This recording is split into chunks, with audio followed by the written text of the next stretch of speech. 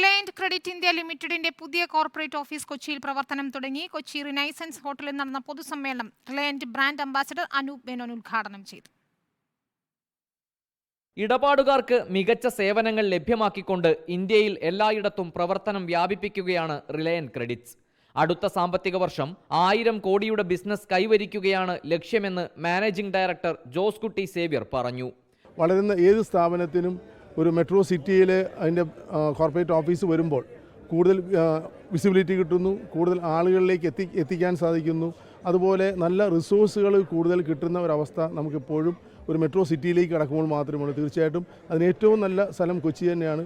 Kochi renaissance ഹോട്ടലിൽ നടന്ന പൊതുസമ്മേളനം Reliance brand ambassador Anoop Menon ഉദ്ഘാടനം ചെയ്തു.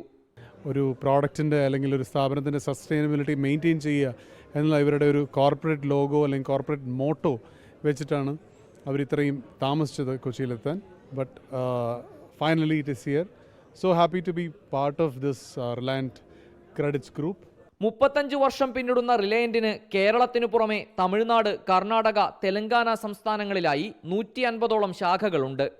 കൊച്ചിയിൽ നടന്ന പരിപാടിയിൽ റിലയൻസ് ചെയർമാൻ സണ്ണി ചിറ്റലപ്പിള്ളി അധ്യക്ഷത വഹിച്ചു. CSB ബാങ്ക് മുൻ ചെയർമാൻ TS അനന്തരാമൻ മുഖ്യാതിഥിയായി. Synthite industries joint MD Aju Jacob digital വാലറ്റിന്റെ ഉദ്ഘാടനം നിർവഹിച്ചു. മുൻ FICCI chairman Deepak Ashwini, vice chairman James Joseph, CEO Jaimon Ipe, director Baby Mathew Somatheeram, vice president Xavier Jose, AVP Abin James, P Mohandas തുടങ്ങിയവർ സംസാരിച്ചു. റിപ്പോർട്ടർ, കൊച്ചി.